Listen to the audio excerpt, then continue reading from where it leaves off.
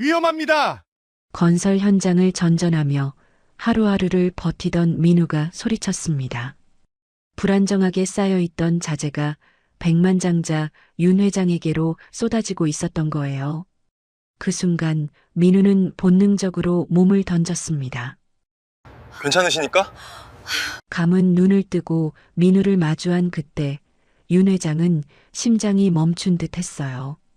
남편의 젊은 시절 눈빛과 똑같은 청년이 눈앞에 있었던 거예요. 30년 전 화재 사고로 잃은 줄 알았던 아들이 혹시 살아있었던 걸까요?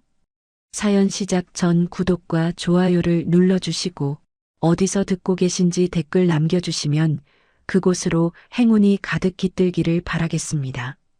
새벽 4시 병원 3층 보호자 휴게실에서 한 청년이 몸을 일으켰습니다. 강민우 33살의 일용직 노동자였죠. 벽식의 초침 소리만이 적막한 공간을 채우고 있었어요. 그는 굳어버린 목과 어깨를 돌리며 작게 신음했습니다. 그리고는 중환자실 문 앞 작은 창으로 안을 들여다봤습니다. 산소호흡기에 의지한 양어머니가 조용히 잠들어 있었어요. 링거액이 천천히 떨어지는 소리가 복도까지 스며나오는 듯 했습니다. 민우의 시선이 양어머니의 손에 머물렀습니다. 한때는 따뜻하고 다정했던 그 손이 이제는 앙상하게 뼈만 남아 있었죠. 어머니, 저 다녀올게요. 민우는 유리문에 손끝을 대며 속삭였죠. 아무도 듣지 못할 작은 목소리로 중얼거린 민우는 주머니를 뒤적였습니다. 어젯밤 병원 원무과에서 받은 종이가 손에 잡혔어요. 최종 독촉장이라는 붉은 글씨가 선명했습니다. 3개월치 병원비 1,800만 원. 그의 손이 미세하게 떨렸습니다. 민우는 독촉장을 다시 주머니에 쑤셔 넣었어요. 복도를 걸어가는 그의 발걸음은 무거웠죠. 엘리베이터를 타고 1층으로 내려가면서 그는 오늘도 일자리를 구할 수 있기를 간절히 바랐습니다. 병원을 나선 민우는 낡은 패딩 점퍼의 지퍼를 끝까지 올렸습니다. 1월의 새벽 공기는 살을 애는 듯 차가웠죠. 그는 빠른 걸음으로 인력시장을 향해 걸었습니다. 새벽 5시 인력시장은 이미 사람들로 북적였습니다. 일자리를 구하려는 남자들이 삼삼오오 모여 있었어요. 민우는 그들 사이로 들어가 자리를 잡았습니다. 오늘은 지수건설 서초동 현장, 일당 15만 원, 10명만 뽑는다. 인력사무소 직원의 외침에 사람들이 우르르 몰려들었습니다. 민우도 서둘러 손을 들었죠. 다행히 선발된 그는 다른 9명과 함께 낡은 봉고차에 올라탔습니다. 야, 너 처음 보는 얼굴이네. 지수건설은 처음이지? 옆자리에 앉은 중년 남자가 말을 걸어왔습니다. 민우가 고개를 끄덕이자 남자는 혀를 찼어요. 거기 일이 빡세기로 유명해. 그래도 돈은 확실하게 준다니까 참고 해봐. 민우는 그저 고개만 끄덕였습니다. 양어머니 병원비를 생각하면 아무리 힘든 일이라도 해야 했으니까요. 봉고차가 덜컹거리며 달리는 동안 민우는 지난 3개월을 떠올렸습니다. 한때 설비 일을 배우며 정규직을 꿈꿨지만 양어머니가 쓰러지신 뒤 모든 걸 내려놓았죠. 그 후로 그는 토목 현장, 철거 현장, 인테리어 현장을 전전하며 닥치는 대로 일했습니다. 하지만 병원비를 감당하기엔 역부족이었습니다. 오늘은 좀 더 벌 수 있을까? 민우는 차창 밖으로 스쳐 지나가는 거리를 바라보며 생각에 잠겼습니다. 민우를 태운 봉고차가 지수건설 서초동 현장에 도착했습니다. 거대한 지수건설 게이트를 통과하는 순간 민우는 압도당하는 느낌이었어요. 타워 크레인이 하늘 높이 솟아 있었고 수백 명의 인부들이 분주히 움직이고 있었습니다. 다른 현장과는 차원이 다른 규모였죠. 신참들은 이쪽으로 와. 현장 반장의 고함 소리에 민우를 포함한 일용직 인부들이 모였습니다. 반장은 퉁명스럽게 그들을 훑어보며 말했어요. 오늘 철근 나르는 일이다. 게으름 피우다 걸리면 당장 쫓아낸다. 알겠나? 네. 민우는 다른 인부들과 함께 대답하고 안전모를 받았습니다. 노란색 조끼를 입고 작업 장갑을 낀 그는 곧바로 일을 시작했어요. 철근은 생각보다 무거웠습니다. 두 명이 한조가 되어 나르는데도 금세 땀이 흘렀죠. 민우는 이를 악물고 쉴 틈 없이 철근을 날랐습니다. 해가 중천에 떴을 때 드디어 점심시간이 되었습니다. 인부들은 삼삼오오 모여 도시락을 펼쳤죠. 민우는 다른 사람들과 떨어진 구석에 자리를 잡았습니다.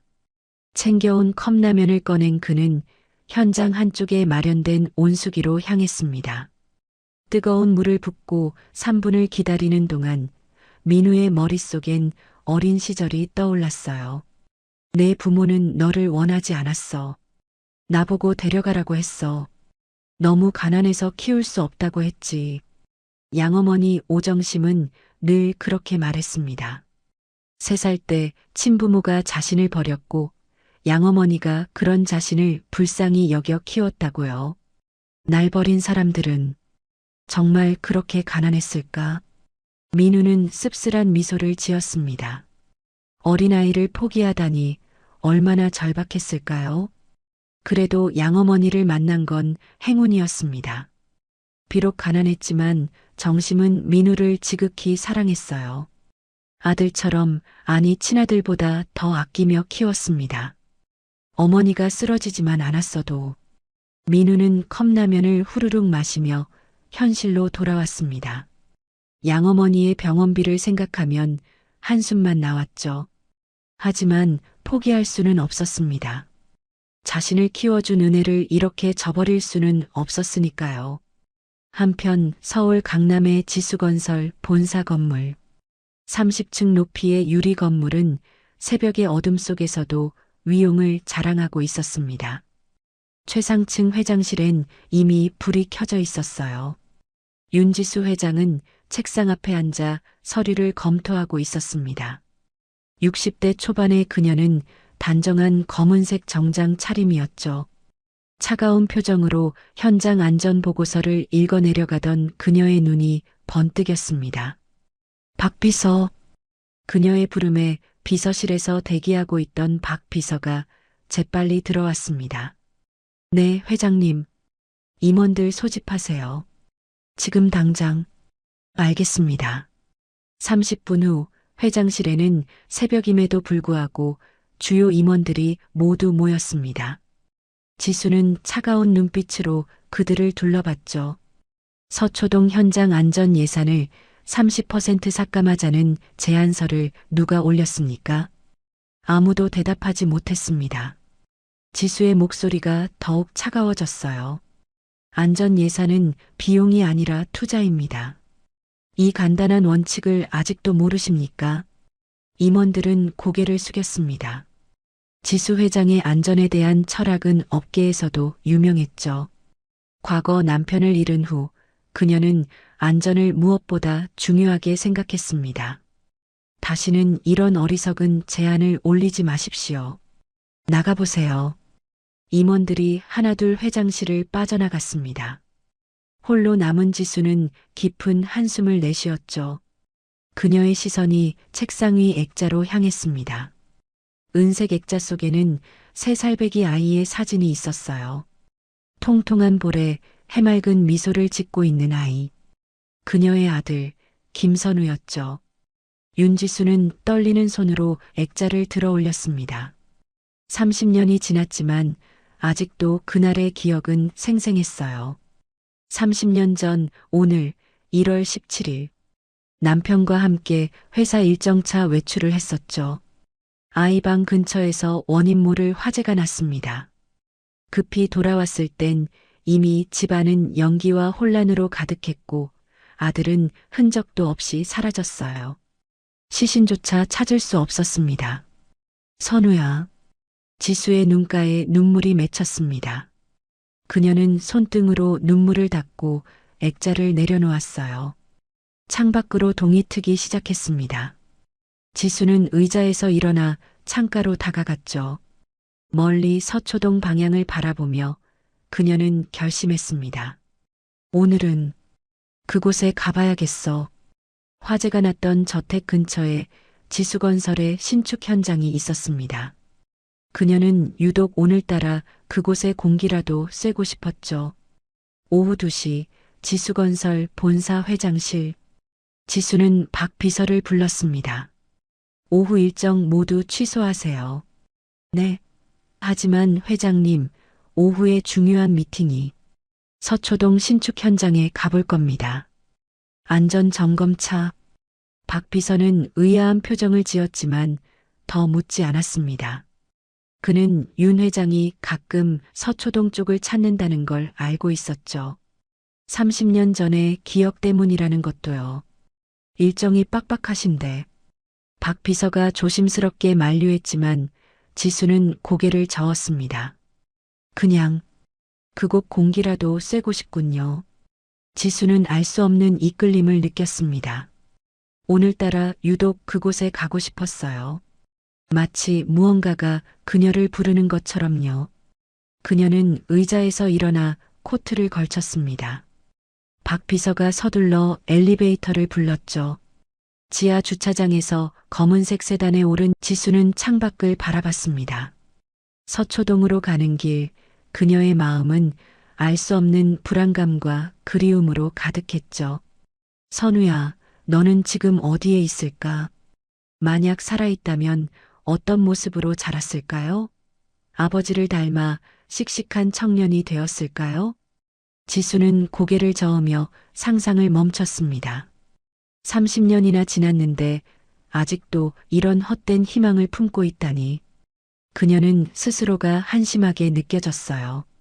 하지만 어쩔 수 없었습니다. 아들의 시신을 보지 못했기에 마음 한구석엔 여전히 혹시나 하는 기대가 남아 있었으니까요. 오후 3시 윤 회장의 검은색 세단이 서초동 신축 현장에 도착했습니다. 차가 멈추자마자 현장 소장이 버선발로 뛰어나왔죠.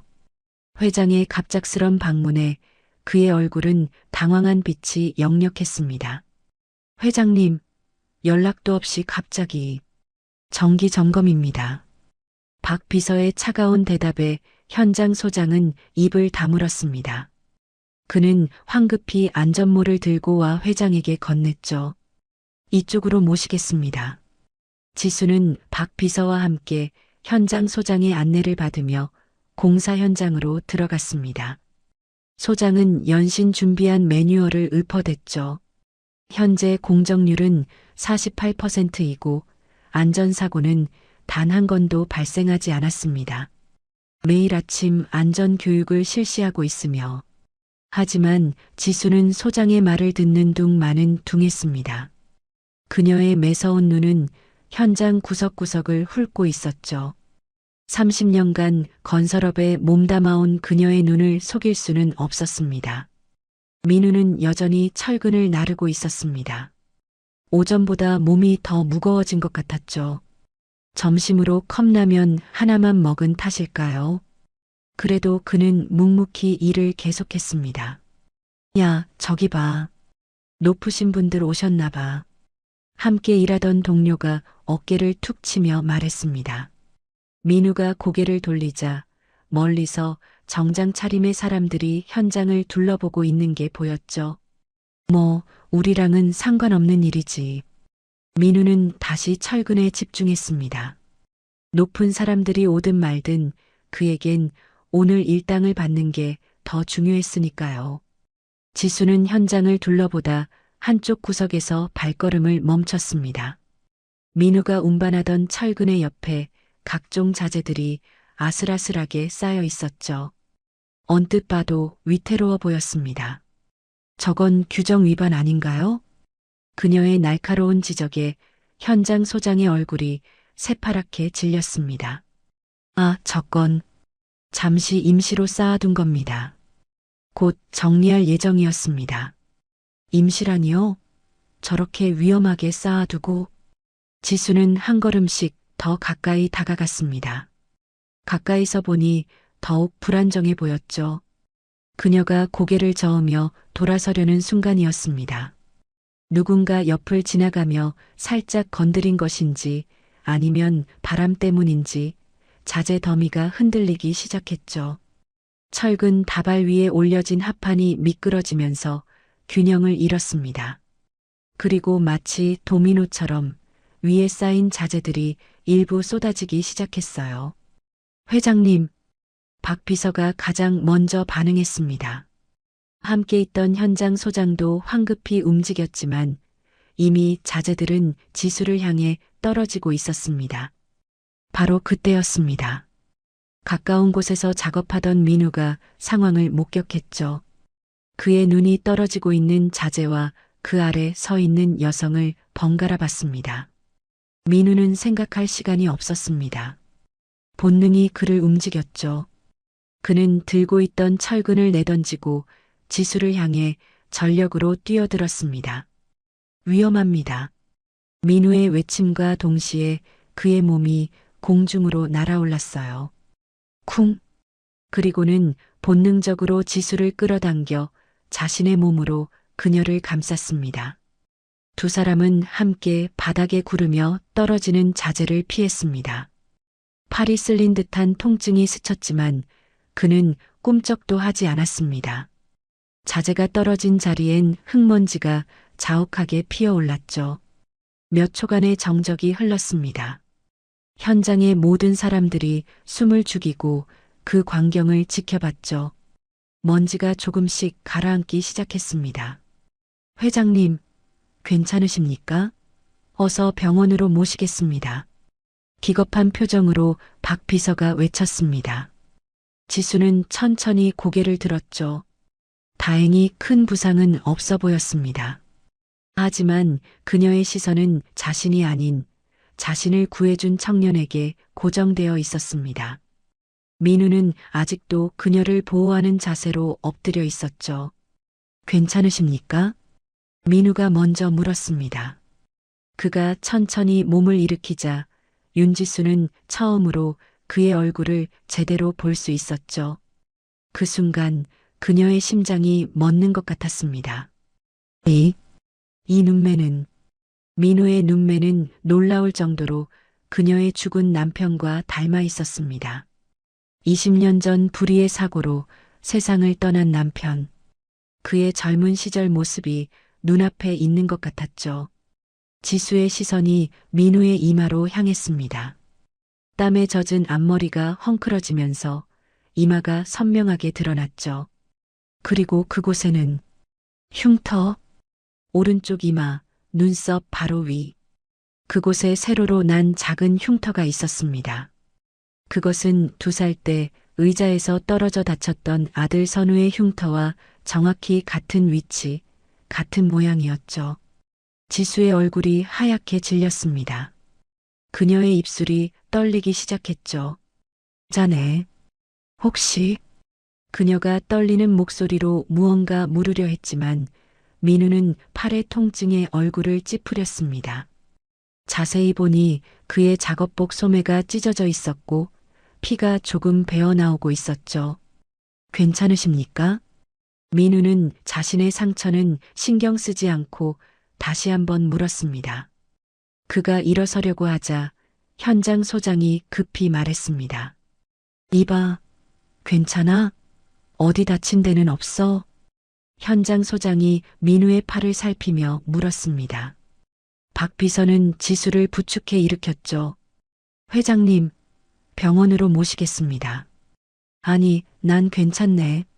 지수는 비서의 손길을 뿌리치고 일어섰습니다.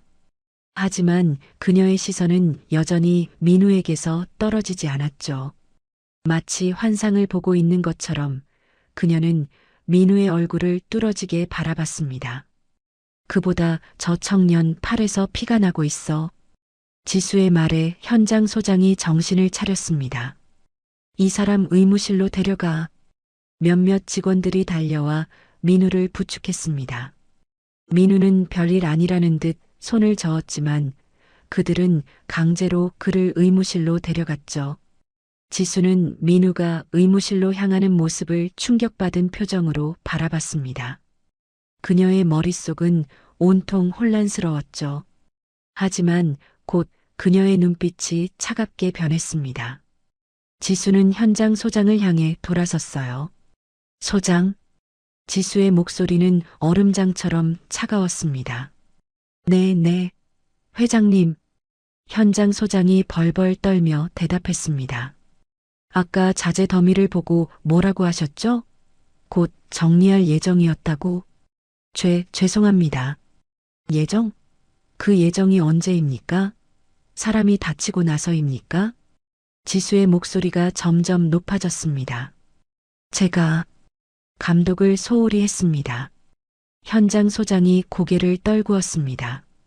오늘 사고로 인명피해가 날 뻔했습니다. 그 청년이 없었다면 나는 지금 병원에 실려가고 있었겠죠. 지수의 목소리가 떨렸습니다. 분노 때문이었어요. 당장 현장의 모든 안전사항을 재점검하세요. 그리고 보고서는 내일 아침까지 제 책상 위에 올려두세요. 네, 알겠습니다. 이번 건은 본사 안전팀에도 보고할 겁니다. 각오하세요. 지수는 더 이상 말하지 않고 돌아섰습니다. 현장 소장은 식은땀을 흘리며 고개를 숙였죠. 회장님, 정말 병원에 가지 않으셔도 됩니까? 박 비서가 조용히 지수에게 다가와 물었습니다. 지수는 고개를 저었죠. 난 정말 괜찮아. 그보다 그녀는 민우가 사라진 방향을 바라보며 말을 이었습니다. 저 청년, 이름이 뭔가 확인해 보겠습니다. 박 비서가 현장 소장에게 다가가 무언가 물었습니다. 잠시 후 그가 돌아왔죠. 강민우라고 합니다. 오늘 처음 온 일용직이라고 하는데요. 강민우. 윤지수는 그 이름을 조용히 되뇌었습니다. 낯선 이름이었죠. 하지만 왜일까요? 가슴 한구석이 묘하게 아려왔습니다. 그녀는 자신의 떨리는 손을 내려다봤습니다. 30년이나 지났는데 아직도 아들의 환상을 보고 있다니. 하지만 그 흉터는 정말 선우의 흉터와 똑같았어. 윤지수는 눈을 감았습니다. 과거의 기억이 떠올랐죠. 2살배기 선우가 거실에서 뛰어놀다가 의자에서 떨어졌던 날, 이마에서 피가 나는 아들을 안고 병원으로 달려갔던 기억이 생생했습니다. 성인이 되면 흉터가 거의 안 보일 거예요. 의사는 그렇게 말했지만 아들은 3살에 사라졌습니다.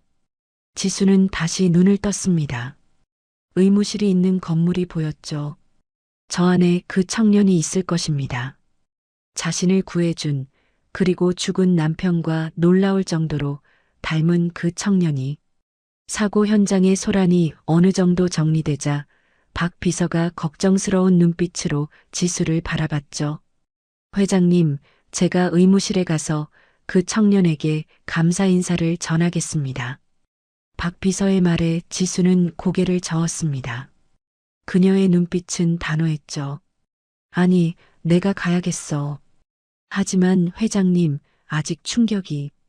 생명의 은인에게 직접 감사를 전하는 게 도리 아닌가? 지수의 목소리엔 반박을 허용하지 않는 힘이 있었습니다. 박 비서는 더 이상 만류하지 못하고 회장을 따라 의무실로 향했죠. 의무실 문을 열고 들어서자 침대에 앉아 간호사에게 붕대를 감고 있던 민우가 놀란 표정으로 고개를 돌렸습니다. 회장이 직접 찾아올 거라곤 상상도 못했던 것이죠. 아, 회장님. 민우는 황급히 자리에서 일어서려 했습니다. 지수는 손을 들어 괜찮다는 표시를 하며 민우에게 다가갔습니다. 가까이서 보니 그의 팔에 꽤 깊은 상처가 나 있었죠. 작업복 소매는 피로 젖어 있었어요. 앉아있게. 지수의 말에 민우는 어색하게 다시 앉았습니다. 지수는 그의 맞은편 의자에 앉아 다시 한번 민우의 얼굴을 찬찬히 들여다봤죠. 가까이서 보니 더욱 확실했습니다. 이 청년의 눈매는 죽은 남편의 젊은 시절과 놀라울 정도로 닮아 있었죠. 심장이 쿵쿵 뛰기 시작했어요. 정말 고맙네. 지수가 진심을 담아 말했습니다. 그녀의 눈에 눈물이 맺혔죠. 자네가 내 목숨을 구했어. 이 은혜를 어떻게 갚아야 할지. 당장 병원으로 이동해서 정밀 검사를 받도록 하지. 비용은 내가 다 부담할 테니. 민우는 당황한 듯 손사래를 쳤습니다. 아니요, 괜찮습니다. 팔이 조금 쓸렸을 뿐입니다. 그는 붕대를 감은 팔을 들어 보이며 웃었죠. 그리고 누구라도 그랬을 겁니다. 정말 괜찮습니다. 민우가 쑥스러운 듯 말하면서 그의 오른손이 무의식적으로 왼쪽 귓불로 향했습니다. 손가락으로 귓불을 살짝 만지며 시선을 피하는 모습. 그 순간 지수의 숨이 멎는 듯 했습니다. 이 습관은, 그것은 죽은 남편만의 고유한 습관이었습니다. 쑥스러울 때마다, 깊은 생각에 잠길 때마다 왼쪽 귓불을 만지던 남편. 남편이 죽은 지 20년이 지난 지금도 그 모습은 생생했죠. 지수는 떨리는 손을 감추며 민우를 바라봤습니다. 눈매도, 이마의 흉터도, 그리고 이 습관까지도 모든 게 너무나 완벽하게 일치했습니다. 이 아이가 정말 선우가 맞구나. 하지만 그녀는 감정을 드러내지 않으려 애썼습니다. 아직은 확신할 수 없었죠. 30년의 그리움이 만들어낸 환상일 수도 있으니까요. 정말 괜찮습니다. 신경 써주셔서 감사합니다. 민우는 다시 한번 귓불을 만지며 웃었습니다. 그 모습에 지수의 가슴이 찢어지는 듯 했죠. 고맙네. 그럼 푹 쉬게. 지수는 복잡한 표정으로 자리에서 일어났습니다. 더 이상 이곳에 있다가는 감정을 주체하지 못할 것 같았죠. 의무실을 나온 지수는 잠시 멈춰 섰습니다. 그녀의 다리가 후들거렸죠. 박 비서가 걱정스럽게 다가왔습니다. 회장님, 괜찮으십니까? 박 비서. 지수의 목소리는 낮고 단호했습니다. 생명의 은인에게 보답할 방법을 찾게. 네, 당연히 그래야죠. 사례금이라도. 그리고 지수는 박 비서의 말을 끊고 목소리를 더 낮췄습니다. 저 청년에 대해서 조심스럽게 알아보게. 박 비서는 의아한 표정을 지었습니다. 단순히 생명의 은인에 대한 보답 차원이 아닌 것 같았죠. 무엇을 알아보라는 말씀이신지. 모든 것, 가족관계, 성장 과정, 현재 상황. 모든 것을 알아보되 절대 들키지 않게. 박 비서는 회장의 이례적인 지시에 놀랐지만 더 묻지 않았습니다. 20년간 지수를 모셔온 그는 회장의 심정을 어렴풋이 짐작할 수 있었죠. 알겠습니다. 조용히 처리하겠습니다. 오후 6시 일과를 마친 민우가 현장을 나섰습니다. 팔에 붕대를 감고 있었지만 표정은 밝았어요. 오늘 일당을 온전히 받을 수 있었으니까요. 민우는 지하철을 타고 병원으로 향했습니다. 박 비서는 적당한 거리를 두고 민우를 따라갔어요. 병원 원무과에서 민우는 일당의 일부를 납부했죠. 직원이 영수증을 건네며 말했죠. 병원비 일부 납부 확인했습니다. 네, 알겠습니다. 다음 주에 또 내겠습니다. 민우의 목소리엔 피로가 묻어났지만 포기하지 않는 의지가 느껴졌습니다. 병원을 나온 민우는 근처 시장으로 향했습니다. 박 비서는 여전히 그를 따라가며 관찰했죠. 허름한 시장 구멍가게 앞 민우가 발걸음을 멈췄습니다. 가게 앞엔 초등학생으로 보이는 남자아이가 서 있었죠. 아이는 진열대의 과자를 보며 침을 삼키고 있었습니다. 뭐 사고 싶니? 민우가 다정하게 물었습니다. 아이는 놀란 듯 고개를 들었죠. 아, 아니에요. 그냥 보는 거예요. 하지만 아이의 배에서 꼬르륵 소리가 났습니다. 민우는 주머니를 뒤적였죠. 병원비를 내고 남은 돈은 겨우 3만 원. 그것도 일주일 생활비였습니다. 그럼에도 민우는 망설임 없이 가게로 들어갔습니다. 잠시 후 빵과 우유를 들고 나온 그는 아이에게 건넸죠. 자, 먹어. 배고프지? 정말 주시는 거예요? 아이의 눈이 반짝였습니다. 민우는 웃으며 고개를 끄덕였죠. 그럼 많이 먹고 건강해야지. 감사합니다. 아이는 연신 인사를 하며 뛰어갔습니다. 민우는 그 모습을 보며 흐뭇하게 웃었죠. 그는 편의점에 들러 컵라면 하나를 샀어요. 오늘 저녁은 이것으로 때워야 했습니다. 박 비서는 이 모든 과정을 지켜보았습니다. 민우가 반지하 월세방으로 들어간 후 박 비서는 회장에게 전화를 걸었습니다. 회장님, 보고 드릴 게 있습니다. 박 비서는 오늘 목격한 모든 것을 상세히 보고했습니다. 병원에 입원 중인 어머니, 밀린 병원비, 그리고 어려운 형편에도 불구하고 배고픈 아이를 도운 일까지. 지수의 눈에서 눈물이 흘러내렸습니다.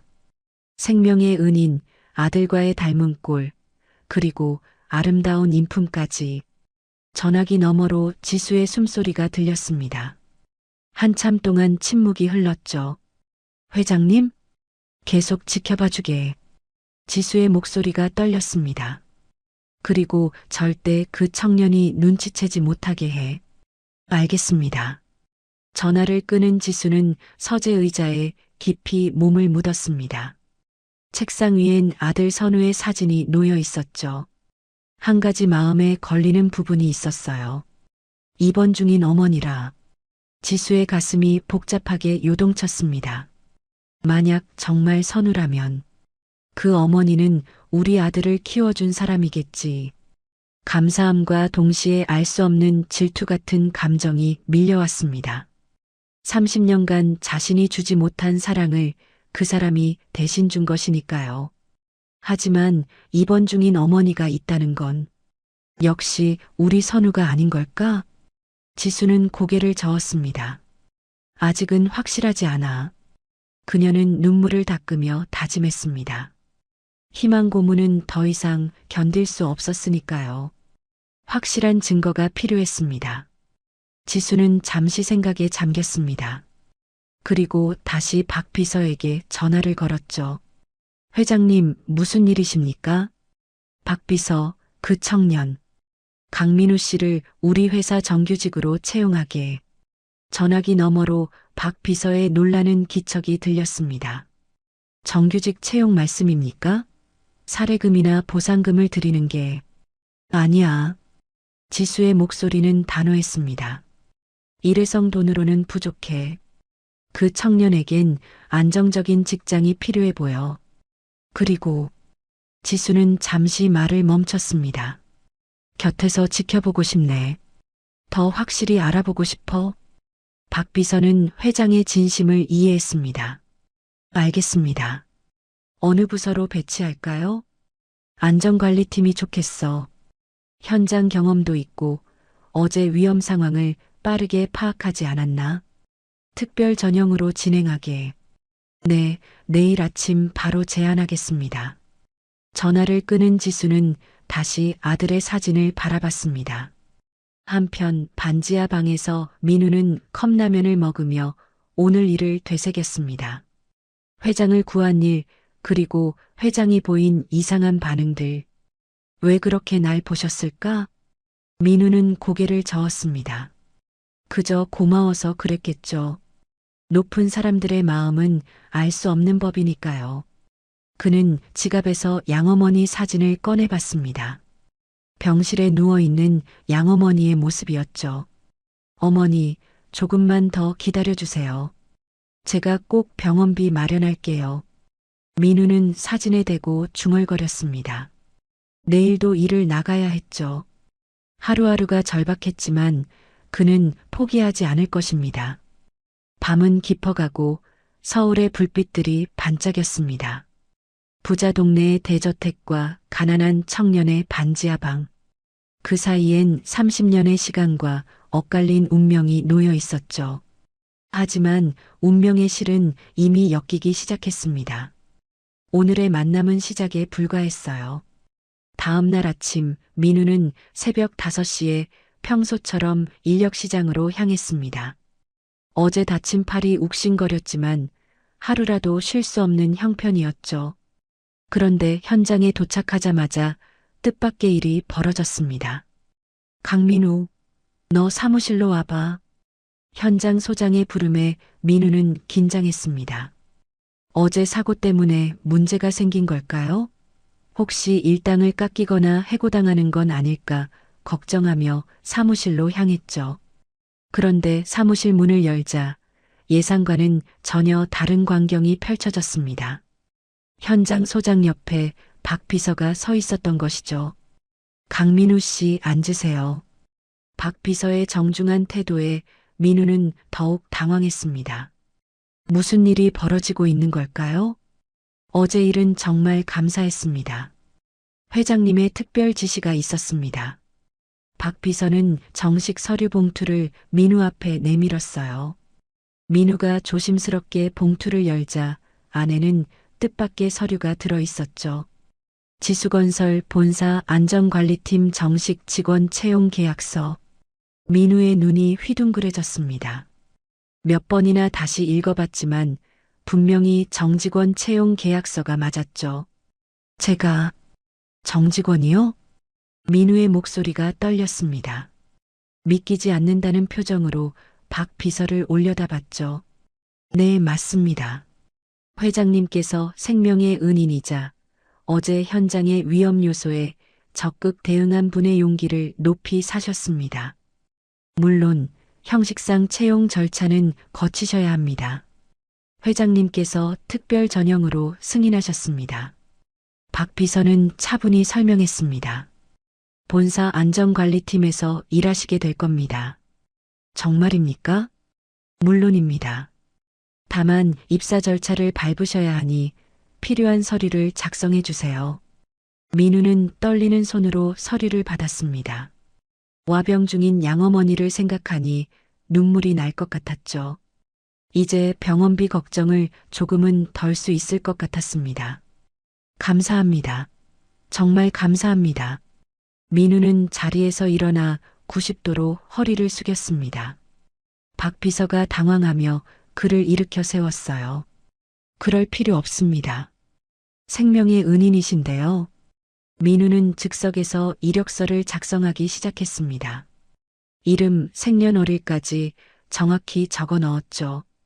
신분증 사본도 함께 제출했습니다. 그 외 필요한 서류는 일주일 내로 제출해 주시면 됩니다. 내일부터 바로 출근하시면 되고요. 네, 알겠습니다. 정말 감사합니다. 민우는 연신 고개를 숙이며 사무실을 나갔습니다. 그의 표정은 이전과는 완전히 달랐죠. 희망이 생긴 것입니다. 한편 지수는 회장실에서 초조히 그의 전화를 기다리고 있었어요. 박 비서는 민우가 작성한 서류를 들고 곧장 회장에게 전화를 걸었습니다. 어떻게 됐나? 채용 제안을 받아들였습니다. 매우 기뻐했고요. 박 비서는 민우의 인사 기록 카드 속 이름, 주소, 생년월일을 읊었습니다. 순간 지수의 목소리가 떨렸습니다. 이게 무슨... 민우의 생년월일과 그녀의 아들 선우의 생년월일이 완전히 달랐던 것이었어요. 아니야. 이럴 리 없어. 지수는 비틀거리며 소파에 주저앉았습니다. 회장님, 괜찮으십니까? 전화기 너머로 박 비서가 걱정하는 목소리가 들려왔어요. 내가 헛것을 봤나? 흉터와 습관이 똑같은데 생년월일이 다르다니. 지수는 머리를 감싸쥐었습니다. 30년의 기다림이 또다시 환상으로 끝나는 것일까요? 박 비서가 조심스럽게 말했습니다. 회장님, 안타깝지만 아닌 것 같습니다. 세상엔 닮은 사람도 있고 우연의 일치도... 아니야. 지수가 갑자기 소리쳤습니다. 내 아들이 틀림없어. 하지만 회장님, 박 비서, 지수는 자리에서 일어섰습니다. 그녀의 목소리는 낮고 단호했죠. 아무도 모르게 저 청년의 DNA 검사를 진행해. 박 비서의 눈이 커졌습니다. DNA 검사요? 하지만 본인 동의 없이는 방법을 찾아. 지수의 목소리가 날카로워졌습니다. 박 비서가 20년간 그녀를 모셔왔지만 이런 모습은 처음이었어요. 알겠습니다. 방법을 찾아보겠습니다. 박 비서는 갑자기 무언가 떠올랐습니다. 아, 민우 씨가 서류 작성할 때 물을 마셨습니다. 종이컵이 아직 사무실에 있을 겁니다. 좋아. 최고의 검사기관에 의뢰해. 되도록 빨리. 알겠습니다, 회장님. 박 비서와의 통화가 끝난 후 지수는 다시 소파에 앉았습니다. 그녀의 손은 여전히 떨리고 있었어요. 제발, 제발 내 아들이 맞기를. 그녀는 눈을 감고 기도했습니다. 이번이 마지막 희망이었으니까요. 그날 밤 박 비서는 극비리에 DNA 검사를 의뢰했습니다. 최고의 검사기관, 최고의 전문가들이 투입되었죠. 결과는 일주일 후에 나올 예정이었습니다. 지수는 침실에서 잠을 이루지 못했습니다.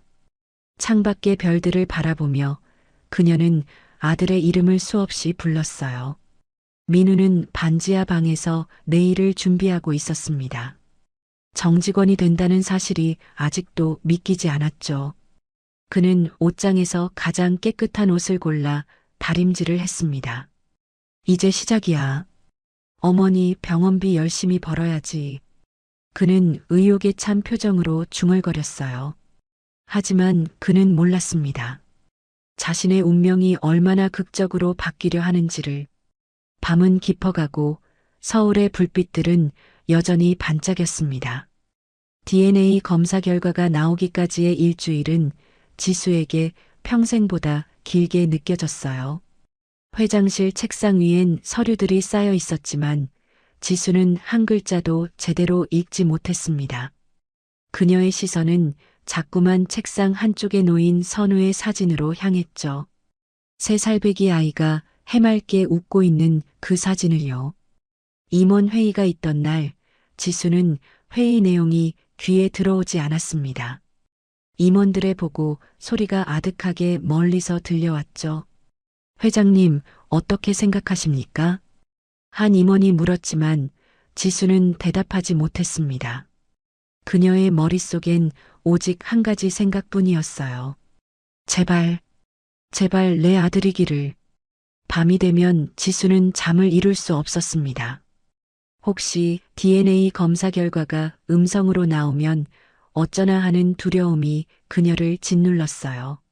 눈매도 흉터도 습관까지 같은데 아들이 아니라면 그건 견딜 수 없는 희망 고문이 될 것 같았습니다. 일주일째 되는 날 아침 지수는 평소보다 일찍 출근했습니다. 오늘이 결과가 나오는 날이었거든요. 그녀는 회장실 소파에 앉아 시계만 바라봤어요. 분침이 움직일 때마다 심장이 쿵쾅거렸습니다. 오전 10시 박 비서에게서 전화가 왔습니다. 회장님, 검사기관에서 연락이 왔습니다. 결과가 나왔다고 합니다. 지수의 숨이 멎는 것 같았습니다. 그녀는 떨리는 목소리로 대답했죠.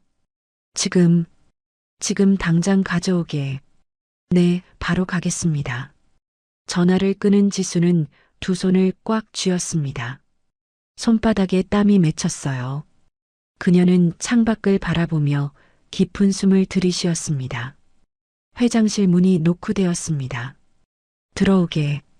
박 비서가 하얀 봉투를 조심스럽게 들고 들어왔습니다. 그의 표정도 긴장으로 굳어 있었어요. 회장님, 결과서입니다. 박 비서가 봉투를 지수 앞 책상에 조심스럽게 놓았습니다. 지수는 봉투를 바라보며 한참을 망설였어요. 그녀는 천천히 손을 뻗었습니다. 봉투를 집어드는 순간 온몸이 떨렸어요. 지수는 조심스럽게 봉투를 뜯었습니다. 안에서 서류가 나왔습니다. 지수는 떨리는 손으로 서류를 펼쳤죠. 첫 페이지 상단에 굵은 글씨가 보였습니다. 친자 확인 검사 결과서. 지수의 시선이 아래로 내려갔습니다. 그리고 그 문구를 발견하는 순간 세상이 멈춰버렸습니다. 윤지수, 강민우. 친자관계 성립 확률 99.99%. 결론. 피검사자 간 친자관계가 성립됩니다. 지수의 손에서 서류가 떨어졌습니다. 그녀는 입을 손으로 막은 채 눈물을 흘리기 시작했죠. 회장님. 박 비서가 걱정스럽게 다가왔지만 지수는 대답할 수 없었습니다. 30년간 가슴속에 응어리져 있던 모든 감정이 한꺼번에 터져 나왔거든요. 살아있었어. 지수의 목소리가 떨렸습니다. 내 아들이, 내 선우가 정말 살아있었어. 그녀는 바닥에 떨어진 서류를 집어들었습니다. 다시 한번, 또 한 번 그 문구를 읽고 또 읽었죠. 꿈이 아닌지 확인하듯이요. 정말, 정말이야? 지수가 박 비서를 올려다봤습니다. 그의 눈에도 눈물이 맺혀 있었어요. 네, 회장님. 강민우 씨는 회장님의 친아들이 맞습니다. 지수는 책상에 이마를 대고 소리내어 울기 시작했습니다. 단 한 번도 무너진 모습을 보이지 않았던 강철 같은 여성이 이렇게 울고 있었죠. 선우야. 흑. 선우야. 한참을 울던 지수가 고개를 들었습니다. 눈이 새빨갛게 충혈되어 있었지만 그 눈빛엔 30년 만에 처음으로 희망이 빛나고 있었어요. 그녀는 다시 서류를 집어들었습니다. 이번엔 차분하게 내용을 읽어 내려갔죠. 지수는 깊은 생각에 잠겼습니다. 30년간 대체 무슨 일이 있었던 걸까? 지수의 목소리가 낮아졌습니다. 화재로 사라진 아들, 그리고 완전히 다른 이름과 생년월일로 살아온 30년. 그 사이에 무슨 일이 있었던 걸까요? 하지만 지수는 고개를 저었습니다. 지금은 그게 중요하지 않았어요. 과거는 천천히 알아봐도 돼. 지수가 일어서며 말했습니다. 지금 중요한 건 내 아들을 찾았다는 거야. 그리고 그녀는 박 비서를 바라봤습니다. 아들에게 진실을 말해줘야 해. 지금 바로 말씀이십니까? 박 비서가 조심스럽게 물었습니다. 30년을 기다렸네. 더는 못 기다려. 지수의 목소리는 단호했지만 동시에 간절했습니다. 선우를 불러주게. 알겠습니다. 박 비서가 나가려는 순간 지수가 다시 불렀습니다. 박 비서. 네, 회장님. 고맙네. 정말 고마워. 지수의 목소리가 떨렸습니다. 박 비서는 고개를 숙이고 조용히 회장실을 나갔죠. 홀로 남은 지수는 창가로 다가갔습니다. 서울 시내가 한눈에 내려다 보였어요. 저 어딘가에 아들이 있습니다. 지금 이 순간에도 자신이 버려졌다고 믿으며 살아가고 있을 아들이요. 선우야. 지수는 창문에 손을 댔습니다. 이제 곧 엄마가 모든 걸 말해줄게.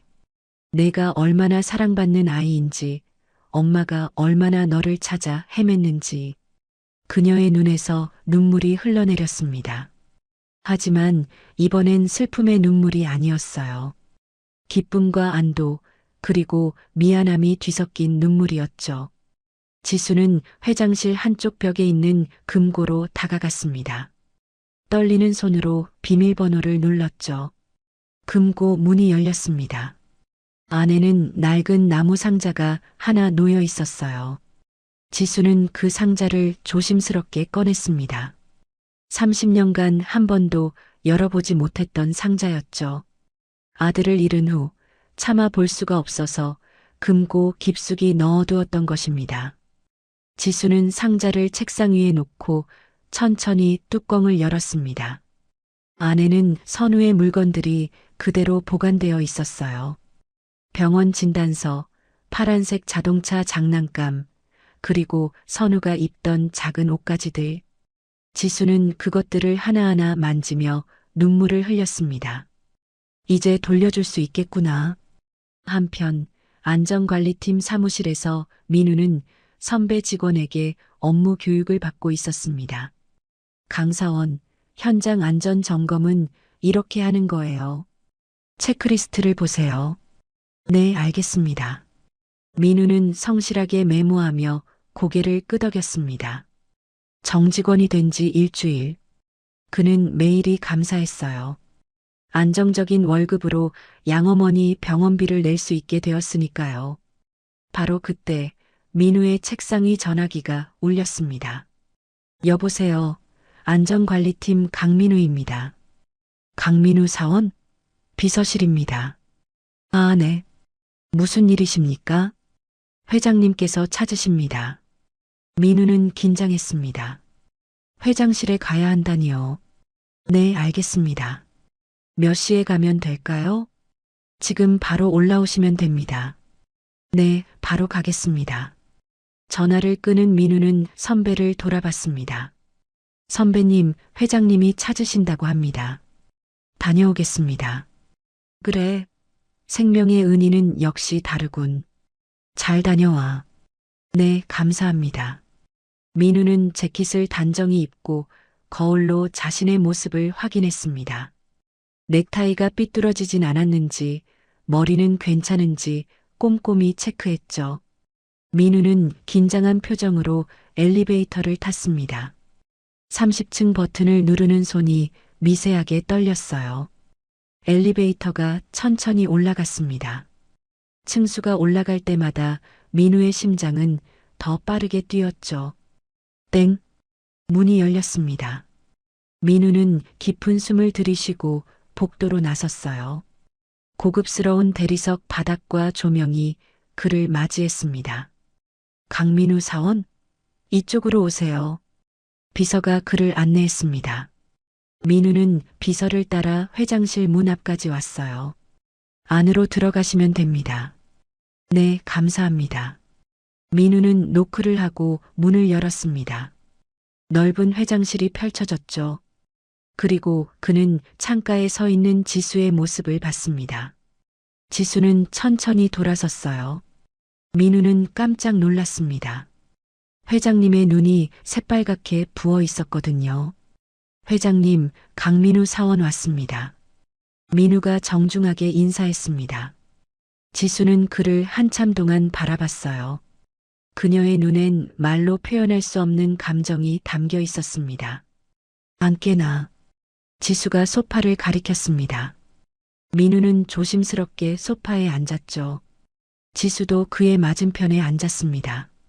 그녀는 민우의 얼굴을 가만히 바라봤어요. 죽은 남편의 눈매, 그리고 이마의 흉터. 이제 확실해졌습니다. 이 청년이 자신의 아들이라는 것이요. 회장님, 혹시 제가 무슨 잘못이라도. 민우가 조심스럽게 물었습니다. 지수는 고개를 저었죠. 아니야. 잘못은 없네. 지수는 잠시 망설였습니다. 어떻게 시작해야 할까요? 30년의 이야기를 어디서부터 꺼내야 할까요? 그녀는 책상 위에 놓인 나무 상자를 바라봤습니다. 그리고 결심했죠. 강사원. 아니. 지수는 떨리는 목소리로 말을 이었습니다. 내가 자네에게 보여줄 게 있네. 지수는 자리에서 일어나 나무 상자를 가져왔습니다. 민우는 긴장한 표정으로 그 상자를 바라봤어요. 지수는 테이블 위에 상자를 놓고 천천히 뚜껑을 열었습니다. 그녀의 손이 떨리고 있었죠.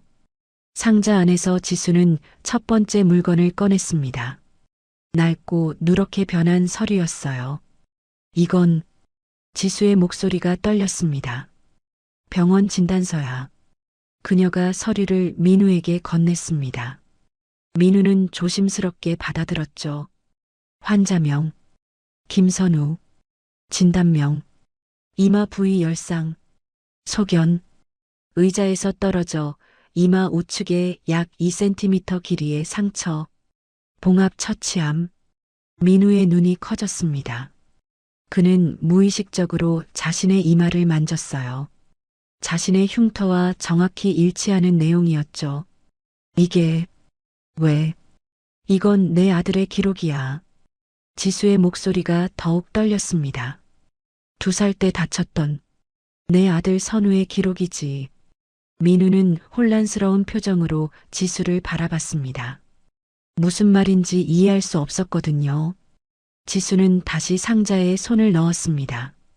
이번엔 낡은 장난감을 꺼냈어요. 칠이 벗겨지고 바퀴가 부러진 파란색 자동차 장난감이었습니다. 이건 내 아들이 가장 좋아하던 장난감이야. 지수가 장난감을 민우의 손에 조심스럽게 올려놓았습니다. 3살 때 이걸 손에서 놓지를 않았어. 밥 먹을 때도 잠잘 때도 늘 이걸 쥐고 있었지. 민우는 장난감을 물끄러미 내려다봤습니다. 처음 보는 장난감이었어요. 하지만 왠지 모를 익숙함이 느껴졌죠. 그의 손가락이 자동차의 부러진 바퀴를 만졌습니다. 무의식적인 행동이었어요. 마치 어릴 적 늘 하던 행동처럼요. 회장님, 이게 대체... 민우가 고개를 들어 지수를 바라봤습니다. 지수의 얼굴엔 눈물이 흐르고 있었어요. 마지막으로 이걸 봐줬으면 해. 지수는 떨리는 손으로 하얀 봉투를 꺼내 테이블 위에 펼쳤습니다. DNA 친자 확인 검사 결과서. 민우의 시선이 서류 위를 천천히 훑었습니다. 그리고 그 문구를 발견하는 순간 그의 숨이 멎었습니다. 피검사자 윤지수, 강민우. 친자관계 성립 확률 99.99%. 결론. 친자관계가 성립됩니다. 이게 무슨... 민우의 손이 떨리기 시작했습니다. 그는 서류를, 진단서를, 그리고 손에 쥔 장난감을 번갈아 보며 혼란스러워했죠. 선우야. 지수의 목소리는 30년의 그리움으로 가득 차 있었습니다. 내가 너의 엄마란다. 아닙니다. 민우가 중얼거렸습니다. 그의 목소리는 떨리고 있었어요. 회장님, 뭔가 착오가 있으신 겁니다. 민우는 일어서서 뒷걸음질 치기 시작했습니다. 손에 쥔 파란색 자동차 장난감이 바닥에 떨어졌죠. 딸그락 소리가 고요한 회장실에 울려 퍼졌습니다. 이건 말도 안 돼요. 제 어머니는... 민우의 목소리가 더욱 떨렸습니다. 제 부모님이 저를 원하지 않았다고 했어요. 너무 가난해서 키울 수 없다고. 어머니 보고 데려가라고 했다고. 아니야. 지수가 자리에서 벌떡 일어났습니다. 그녀의 눈에선 눈물이 쏟아졌어요. 그건 거짓말이야. 우린 널 원하지 않은 적이 단 한 번도 없어. 절대로 버린 게 아니란다. 하지만 민우는 계속 뒷걸음질을 쳤습니다. 그의 등이 벽에 닿았죠. 더 이상 물러날 곳이 없었습니다. 그럼, 민우가 떨리는 목소리로 말했습니다. 그럼, 저를 원하지 않았다는 것도, 가난해서 포기했다는 것도 다 거짓말이었어요? 그의 목소리가 끊어졌습니다. 민우는 두 손으로 머리를 감싸쥐었어요. 그럼 난 평생을 속고 산 거예요? 지수는 민우에게 다가가려 했습니다. 하지만 민우가 손을 내밀어 막았죠. 가까이 오지 마세요. 민우의 외침에 지수는 그 자리에 얼어붙었습니다. 아들의 거부가 가슴을 찢는 것 같았어요. 선우야. 지수의 목소리가 떨렸습니다. 제발 내 말을 들어줘. 그날 밤, 30년 전 그날 밤 우리 집에 화재가 났어. 지수는 눈물을 흘리며 말을 이었습니다. 나랑 내 아버지는 회사 일로 잠깐 외출했었어.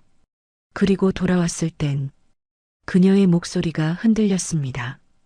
집안이 온통 연기로 가득했어. 소방관들이 불을 끄고 우린 집안을 샅샅이 뒤졌지. 하지만 넌 어디에도 없었어. 민우는 벽에 기댄 채 지수를 바라봤습니다. 그의 눈엔 혼란과 고통이 뒤섞여 있었죠. 시신도 아무것도 찾을 수 없었어. 지수가 흐느끼며 말했습니다. 너는 그냥 감쪽같이 사라져버렸어. 죽었는지 살았는지도 모른 채. 지수는 무너질 듯 소파에 주저앉았습니다. 30년이야. 30년 동안 하루도 편히 자본 적이 없어. 온갖 방법을 다 동원했어. 사립탐정도 고용하고 전국의 고아원과 보육원을 다 뒤졌어. 하지만 그녀는 얼굴을 두 손으로 감쌌습니다. 찾을 수가 없었어. 아무리 찾아도 너는 어디에도 없었어. 회장실엔 지수의 흐느낌만이 울려 퍼졌습니다. 민우는 그 모습을 멍하니 바라봤어요. 화재, 사라진 아이, 30년의 수색. 민우의 머릿속이 혼란스러웠습니다. 한편으론 눈앞에 증거들이 있었어요. DNA 검사 결과, 병원 진단서, 그리고 이상하게 익숙한 파란색 자동차. 하지만 다른 한편으론 평생을 함께한 양어머니의 말이 있었죠. 너희 부모는 너를 원하지 않았어. 나보고 데려가라고 했어. 너무 가난해서 키울 수 없다고 했지. 그럼 우리 어머니는? 민우가 떨리는 목소리로 말했습니다. 제가 알고 있던 어머니는 저를, 왜 그런 거짓말을? 그의 목소리가 끊어졌습니다. 끔찍한 가능성이 머릿속을 스쳤거든요. 30년간 나를 속였다는 건가? 민우는 다리에 힘이 풀려 그 자리에 주저앉았습니다.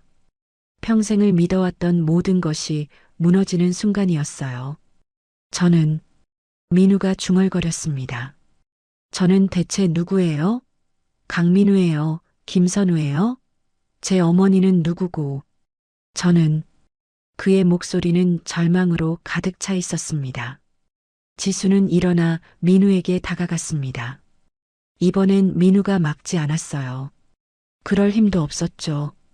넌 내 아들이야. 지수가 무릎을 꿇고 민우의 눈높이를 맞췄습니다. 김선우. 그게 내 진짜 이름이야. 그리고 나는 널 한시도 잊은 적이 없는 내 엄마야. 민우의 눈에서 눈물이 흘러내렸습니다. 그는 아무 말도 할 수 없었어요. 바로 그때였습니다. 민우의 주머니에서 휴대폰이 요란하게 울렸습니다. 진동이 고요한 회장실 안에 크게 울려 퍼졌죠.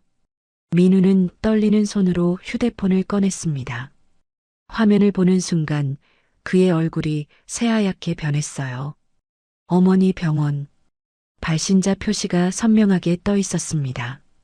민우는 황급히 전화를 받았습니다. 여보세요? 보호자분이십니까? 강민우 씨 맞으시죠? 급박한 목소리가 들려왔습니다. 간호사였어요. 네, 맞습니다. 무슨 일이? 환자분이 지금 위독하십니다. 혈압이 급격히 떨어지고 있어요. 빨리 오셔야겠습니다. 민우의 손에서 휴대폰이 떨어질 뻔했습니다. 뭐라고요? 어머니가요? 네, 빨리 오세요. 전화가 끊어졌습니다. 민우는 휴대폰을 쥔 채 멍하니 서 있었어요. 양어머니, 자신을 키워준 유일한 가족, 30년을 함께한 그 사람이 위독하다니. 민우는 지수를 바라봤습니다. 그리고 다시 휴대폰을 내려다봤죠. 눈앞에 친어머니, 전화기 속의 양어머니. 민우의 가슴이 찢어지는 것 같았습니다. 두 사람 모두 어머니였거든요. 한 사람은 자신을 낳아준 사람, 다른 한 사람은 자신을 키워준 사람. 저는, 민우가 떨리는 목소리로 말했습니다. 저는 가봐야 해요. 뭐? 지수가 놀란 표정을 지었습니다. 병원에 어머니가 위독하시대요. 민우는 비틀거리며 일어났습니다. 그는 재킷을 집어들었죠. 잠깐만. 지수가 그의 팔을 잡았습니다. 지금 내 상태로 어떻게 해? 내가 차라리 함께. 아니요. 민우가 지수의 손을 조심스럽게 떼어냈습니다. 죄송합니다. 정말 죄송하지만 일단 가봐야겠습니다. 민우는 회장실 문을 향해 걸어갔습니다. 비틀거리는 걸음이었어요. 선우야, 지수가 외쳤습니다. 하지만 민우는 돌아보지 않았죠. 선우야, 선우야.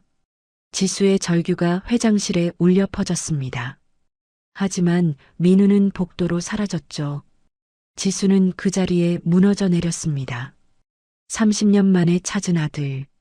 하지만 그 아들은 다시 그녀를 떠나고 있었어요. 선우야. 지수는 바닥에 떨어진 파란색 자동차를 집어들었습니다. 그리고 그것을 가슴에 꼭 안았죠. 한편 엘리베이터 안에 민우는 벽에 기댄 채 거친 숨을 몰아쉬고 있었습니다. DNA 검사 결과, 친어머니, 화재, 거짓말, 모든 단어들이 머릿속에서 뒤엉켰습니다. 내가 버려진 게 아니었다고? 그럼 어머니는, 우리 어머니는 왜 그런 거짓말을?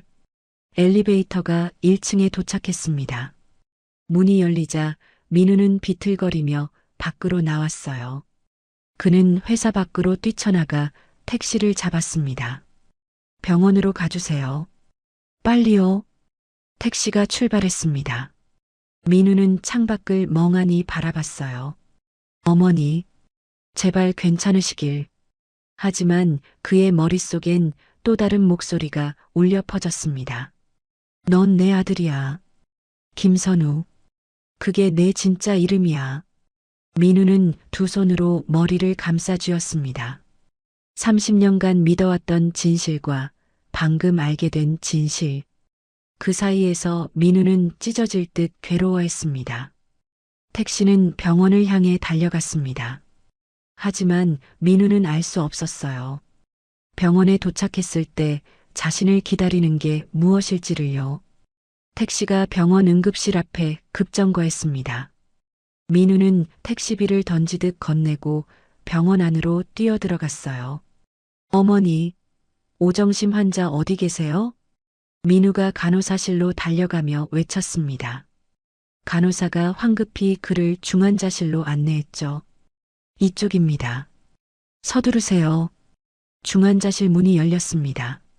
민우는 그 광경을 보는 순간 숨이 멎는 것 같았어요. 산소호흡기에 의지한 채 양어머니가 침대에 누워 있었습니다. 여러 개의 선이 그녀의 몸에 연결되어 있었고 심전도 기계에서 불규칙한 삐소리가 들렸죠. 어머니. 민우는 침대 옆으로 달려가 양어머니의 손을 잡았습니다. 그 손은 얼음장처럼 차갑고 앙상했어요. 어머니, 정신 좀 차려보세요. 제가 왔어요. 민우가 왔어요. 민우의 목소리가 떨렸습니다. 그의 눈에서 눈물이 쏟아졌죠. 양어머니의 눈꺼풀이 천천히 떨렸습니다. 그녀는 간신히 눈을 떴어요. 흐릿한 시선이 민우에게 향했습니다. 우야. 양어머니의 목소리는 너무도 작았습니다. 거의 들리지 않을 정도였죠. 네, 어머니. 제가 여기 있어요. 민우는 양어머니의 손을 두 손으로 꽉 잡았습니다. 그 손에서 생명이 빠져나가는 게 느껴졌어요. 미안하다. 양어머니가 가쁘게 숨을 몰아쉬며 말했습니다. 민우야, 내가. 무슨 말씀이세요? 어머니, 힘내세요. 괜찮아지실 거예요. 민우는 애타게 외쳤습니다. 하지만 양어머니의 눈빛은 점점 흐려지고 있었어요. 용서해 줘. 양어머니의 마지막 말이었습니다. 그녀의 손에서 힘이 빠졌죠. 심전도 기계에서 긴 경고음이 울려 퍼졌습니다. 어머니. 민우가 절규했습니다. 보호자분, 진정하세요. 환자분은 돌아가셨습니다. 의사의 차분한 목소리가 들렸습니다. 민우는 그 말을 믿을 수 없었어요. 아니에요. 민우는 양어머니의 손을 놓지 않았습니다. 그는 그녀의 손을 꽉 쥔 채 흐느꼈죠. 어머니, 가지 마세요. 제발. 하지만 양어머니는 이미 차갑게 식어가고 있었습니다. 30년을 함께한 유일한 가족. 그녀가 이렇게 떠나고 있었어요. 민우는 양어머니의 손을 이마에 갖다 댔습니다. 그리고 소리내어 울기 시작했죠. 흑, 어머니, 흑흑. 중환자실에 민우의 울음소리만이 메아리 쳤습니다. 사흘 후 한산한 장례식장. 민우는 상주석에 홀로 앉아 있었습니다.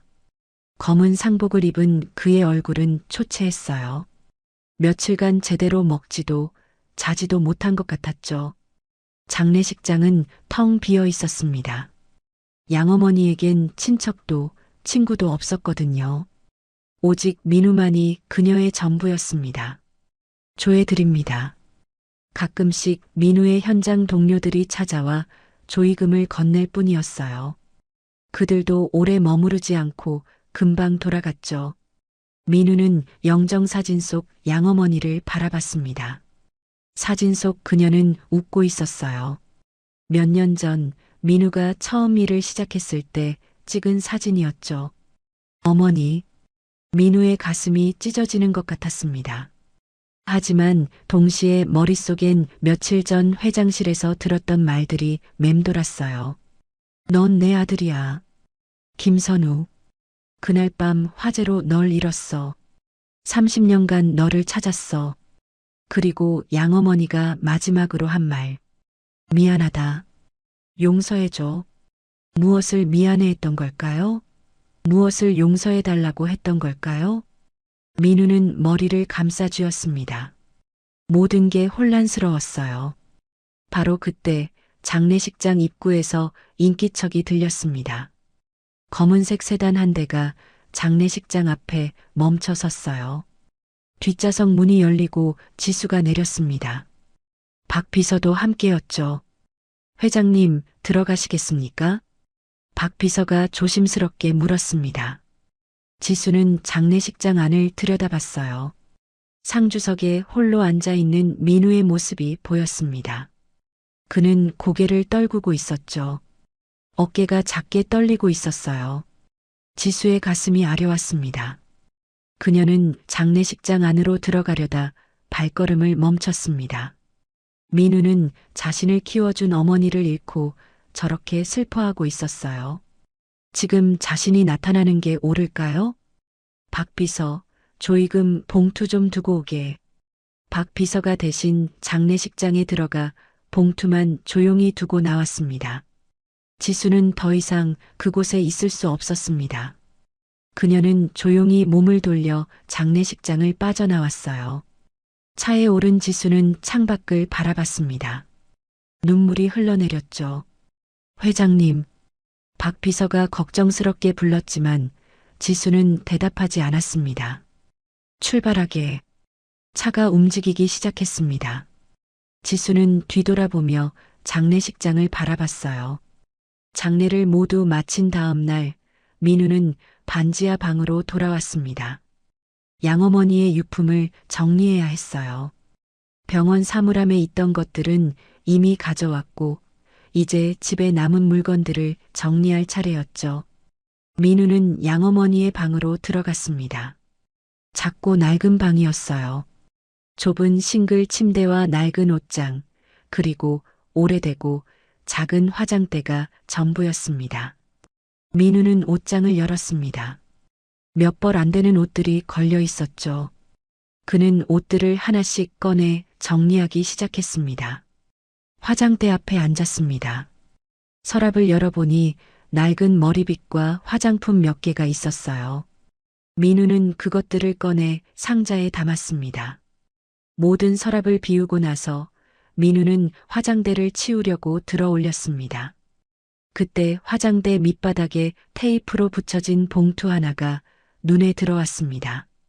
민우는 조심스럽게 봉투를 떼어냈어요. 노란 봉투였는데 민우에게라고 적혀 있었습니다. 이게 뭐지? 민우의 심장이 쿵 떨어지는 것 같았습니다.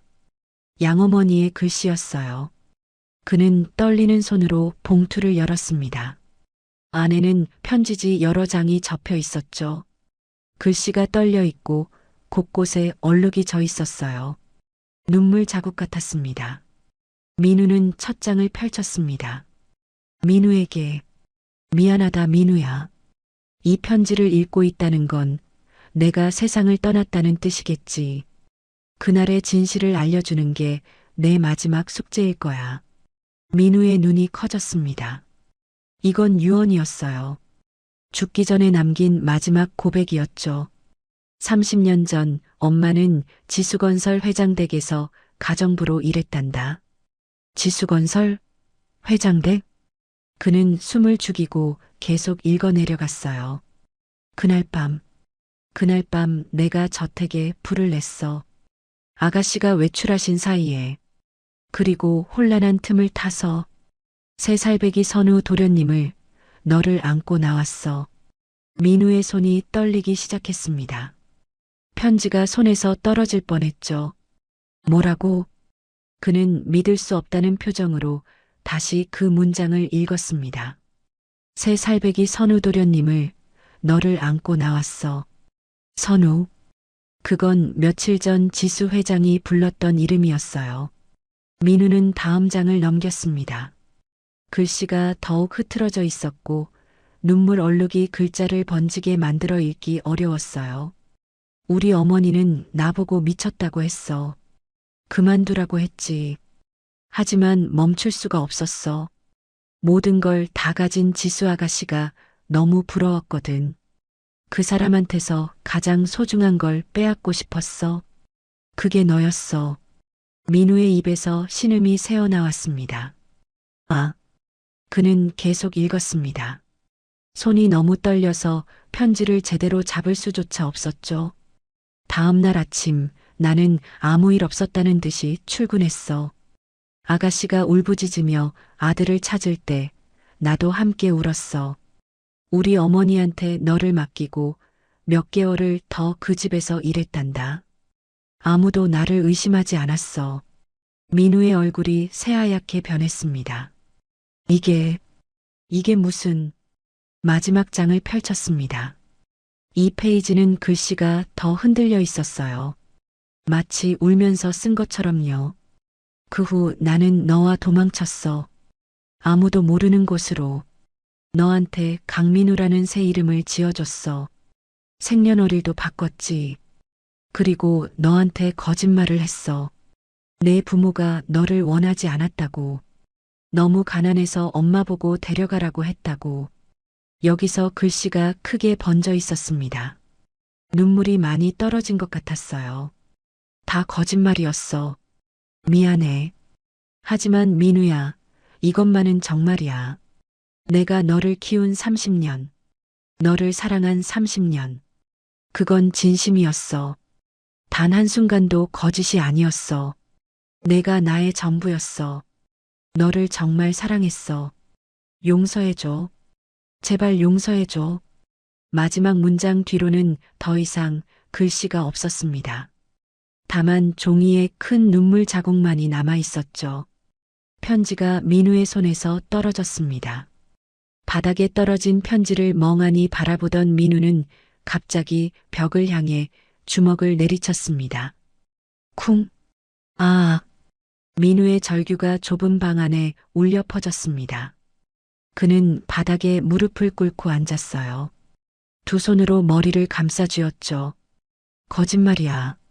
거짓말이라고. 하지만 편지는 거기 있었습니다. 양어머니의 글씨로 적힌 진실이요. 모든 것이 계획된 범죄였습니다. 어머니, 민우가 흐느꼈습니다. 왜 그러신 거예요? 그는 바닥에 떨어진 편지를 집어들었습니다. 마지막 페이지를 다시 봤죠. 너를 정말 사랑했어. 그 문장이 눈에 들어왔습니다. 민우는 가슴을 움켜쥐었습니다. 찢어질 듯 아팠어요. 사랑했다고요? 유괴해놓고 사랑했다고요? 하지만 동시에 민우는 알고 있었습니다. 양어머니가 자신에게 준 30년의 사랑도 진실이었다는 것을요. 가난했지만 따뜻했던 식사 시간들, 아플 때 밤새 간호해주던 손길, 자신의 학비를 위해 새벽부터 일하던 뒷모습, 그 모든 것이 거짓이었을까요? 흑, 흑흑. 민우는 편지를 가슴에 안고 소리내어 울었습니다. 배신감과 슬픔, 그리고 이해할 수 없는 그리움이 뒤섞인 눈물이었어요. 창밖으로 해가 지고 있었습니다. 좁은 반지하 방은 어둠에 잠겨갔죠. 이제 그는 모든 진실을 알게 되었습니다. 그리고 그 진실은 너무도 잔인했어요. 다음 날 아침, 민우는 편지를 든 채 반지하 방을 나섰습니다. 밤새 한숨도 자지 못했어요. 눈은 퉁퉁 부어 있었고 얼굴은 핏기 하나 없이 창백했죠. 그는 지하철을 탔습니다. 출근 시간이라 사람들로 붐볐지만 민우는 아무것도 보이지 않았어요. 머릿속은 오직 한 가지 생각뿐이었습니다. 이 편지를 보여드려야 해. 지수건설 본사 앞에 도착한 민우는 건물을 올려다봤습니다. 높이 솟은 유리 건물이 아침 햇살에 반짝이고 있었죠. 그는 깊은 숨을 들이쉬고 건물 안으로 들어갔습니다. 한편 30층 회장실에서는 지수가 창밖을 바라보고 있었습니다. 회장님, 아침 식사라도 하셔야죠. 박 비서가 걱정스럽게 말했지만 지수는 고개를 저었습니다. 괜찮네. 입맛이 없어. 지수는 며칠간 제대로 먹지도 자지도 못했어요. 머릿속은 온통 아들 생각뿐이었죠. 선우는 지금 어떻게 지내고 있을까? 장례를 치르느라 얼마나 힘들까요? 혼자서 모든 걸 감당하고 있을 아들을 생각하니 가슴이 미어졌습니다. 그때였어요. 쿵쿵쿵. 회장실 문이 거칠게 노크되었습니다. 아니, 노크라기보단 두드리는 소리에 가까웠죠. 누구시? 박 비서가 문을 열기도 전에 문이 벌컥 열렸습니다. 민우가 서 있었습니다. 지수는 깜짝 놀라 자리에서 일어났어요. 민우의 모습은 처참했습니다. 머리는 헝클어져 있었고 옷도 구겨져 있었죠. 마치 며칠 동안 잠도 자지 못한 사람 같았어요. 강사원, 어떻게 비서실도 거치지 않고? 박 비서가 당황해서 말했지만 민우는 대답하지 않았습니다. 그는 비틀거리며 회장실 안으로 들어왔어요. 손에는 노란 봉투를 꽉 쥐고 있었습니다. 선우야. 지수가 조심스럽게 불렀습니다. 하지만 민우는 그녀를 똑바로 쳐다보지 못했어요. 민우는 책상 앞으로 다가갔습니다. 그리고 떨리는 손으로 봉투를 책상 위에 올려놓았죠. 이걸 보세요. 민우의 목소리는 쉬어 있었습니다. 지수는 봉투를 바라봤습니다. 민우에게라고 적힌 글씨가 보였죠. 이게 뭐니? 지수가 물었습니다. 민우는 대답 대신 고개를 돌렸어요. 지수는 봉투를 집어들었습니다. 안에서 편지지 여러 장을 꺼냈죠. 첫 장을 펼쳤습니다. 떨린 글씨로 민우에게라고 적혀 있었어요. 지수는 계속 읽어 내려갔습니다. 그러다 한 문장에서 멈췄죠. 30년 전 엄마는 지수건설 회장 댁에서 가정부로 일했단다. 지수의 얼굴이 하얗게 변했습니다. 이건, 그녀는 떨리는 손으로 다음 장을 넘겼습니다. 그날 밤 내가 저택에 불을 냈어. 새 살배기 선우 도련님을 너를 안고 나왔어. 편지가 지수의 손에서 떨어질 뻔했습니다. 아니야. 지수는 믿을 수 없다는 표정으로 계속 읽었습니다. 다음 날 아침 나는 아무 일 없었다는 듯이 출근했어. 아가씨가 울부짖으며 아들을 찾을 때 나도 함께 울었어. 지수의 눈이 커졌습니다. 기억이 떠올랐어요. 30년 전 그날, 화재 이후 며칠간 가정부 오정심이 자신 곁에 있었죠.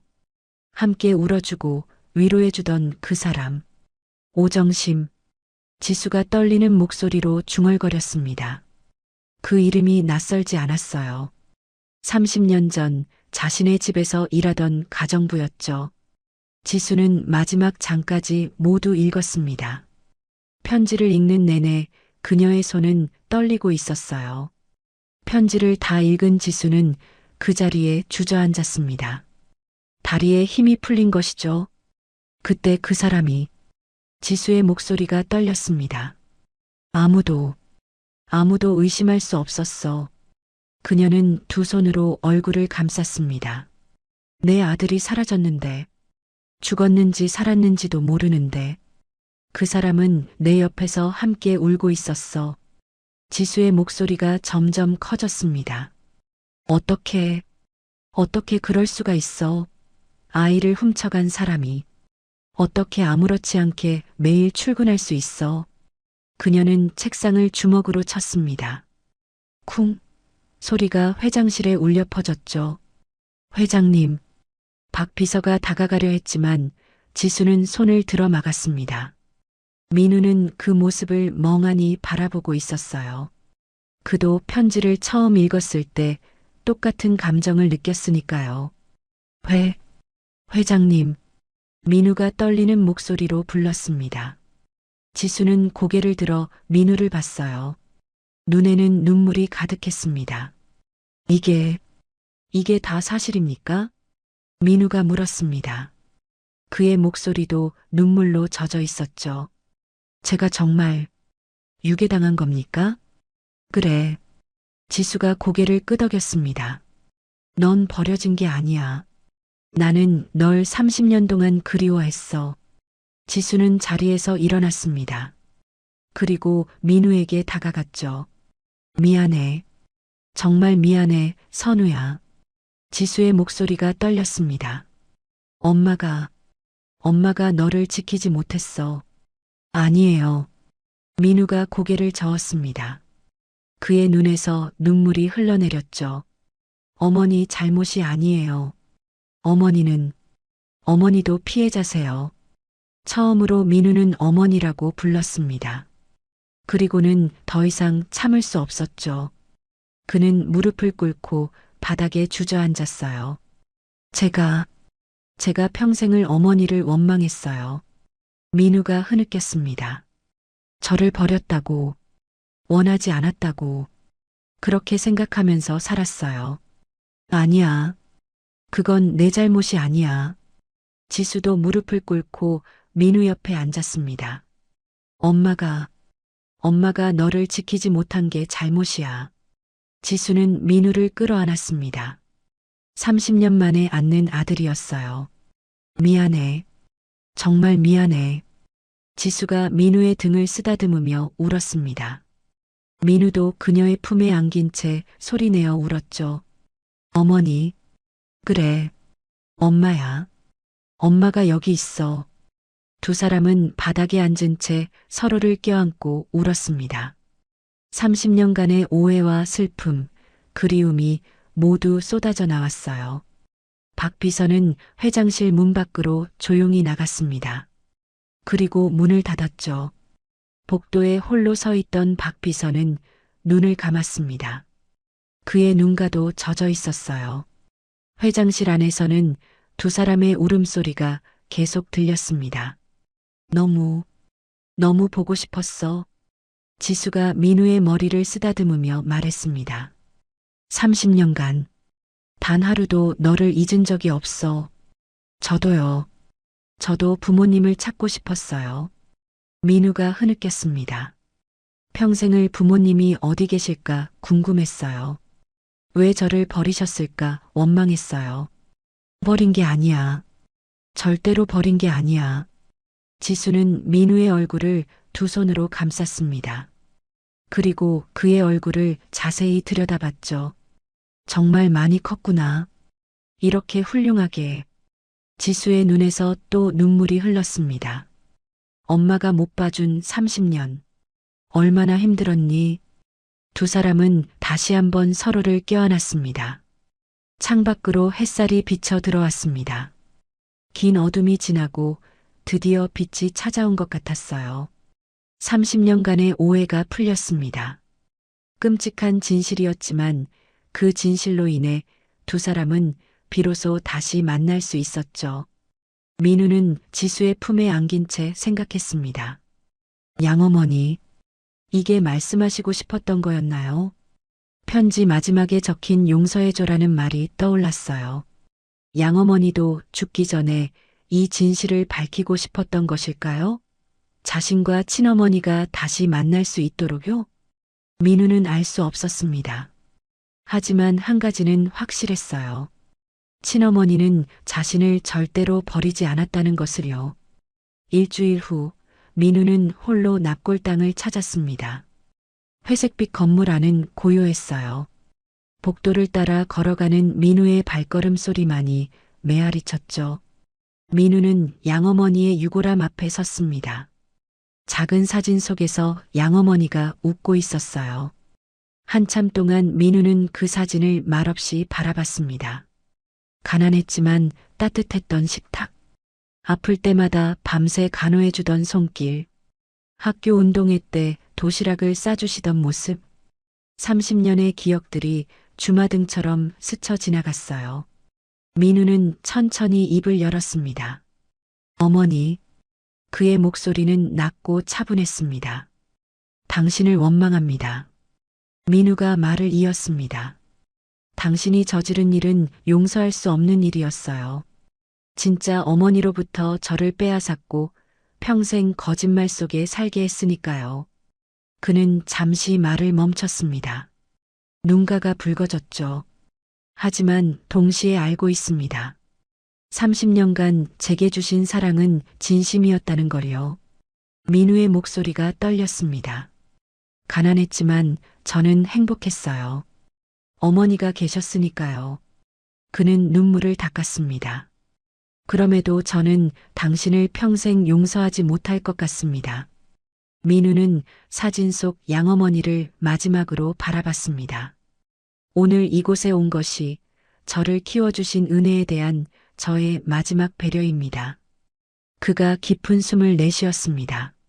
이제 안녕히 계십시오. 민우는 고개를 숙여 인사했습니다. 그리고 돌아섰죠. 뒤돌아보지 않았습니다. 강민우로 살았던 30년을 이곳에 묻어두고 김선우로 살아갈 미래를 향해 걸어갔어요. 그날 저녁 민우는 지수의 집으로 초대받았습니다. 차를 타고 도착한 곳은 강남의 조용한 주택가였어요. 높은 담장 너머로 정원이 보이는 저택이었죠. 들어오렴. 지수가 현관에서 민우를 맞았습니다. 그녀의 표정은 긴장되어 있었어요. 아들을 집으로 맞이하는 게 어색했던 것이죠. 여기는 30년 전 그 집은 아니야. 지수가 조심스럽게 말했습니다. 화재 이후 그 집은 모두 철거하고 새로 지었지만 너무 아픈 기억이 많았어. 그래서 결국 이곳으로 이사를 왔어. 민우는 고개를 끄덕였습니다. 현관을 들어서니 넓은 거실이 나왔어요. 세련되고 깔끔한 인테리어였지만 왠지 모를 쓸쓸함이 느껴졌습니다. 저녁 먹자. 지수가 식당으로 민우를 안내했습니다. 식탁에는 정성스럽게 차려진 음식들이 놓여 있었어요. 앉으렴. 지수와 민우는 마주 앉았습니다. 하지만 어색한 침묵만이 흘렀어요. 민우는 수저를 들었다 놓았다를 반복했습니다. 입맛이 없었죠. 지수도 마찬가지였어요. 한참의 침묵 끝에 민우가 먼저 수저를 내려놓았습니다. 어머니. 민우가 조심스럽게 불렀습니다. 지수가 고개를 들어 그를 바라봤죠. 민우는 고개를 숙였습니다. 그리고 떨리는 목소리로 말했죠. 제가 평생 어머니를 오해했어요. 저를 버렸다고, 원하지 않았다고. 다시 한번 죄송합니다. 아니야. 지수가 민우의 말을 끊었습니다. 그건 내 잘못이 아니야.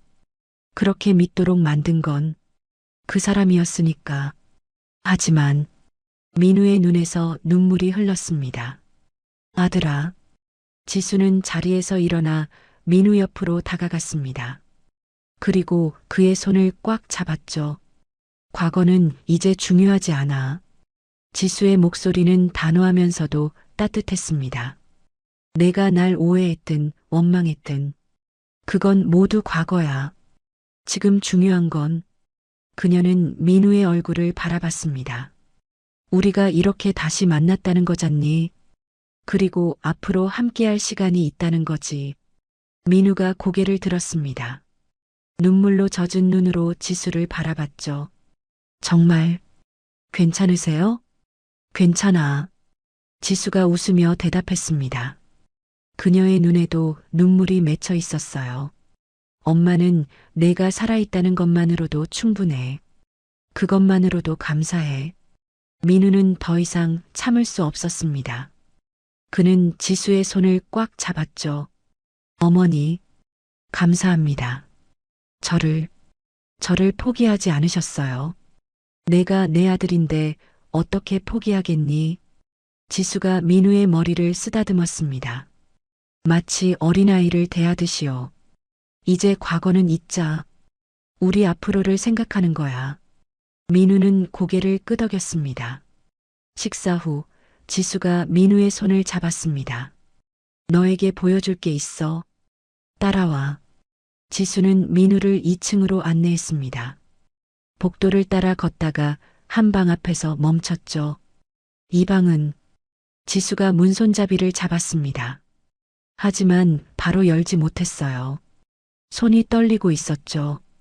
사실 이사 후에 한 번도 열어본 적이 없어. 그녀의 목소리가 떨렸습니다. 너를 잃고 나서 차마 이 방을 볼 수가 없었거든. 민우는 지수의 옆에 조용히 서 있었습니다. 지수는 깊은 숨을 들이쉬고 문을 열었습니다. 방 안은 어둠에 잠겨 있었어요. 지수가 불을 켰죠. 순간 민우는 숨이 멎는 것 같았습니다. 방 안은 작은 침대, 장난감 상자, 그리고 작은 책상.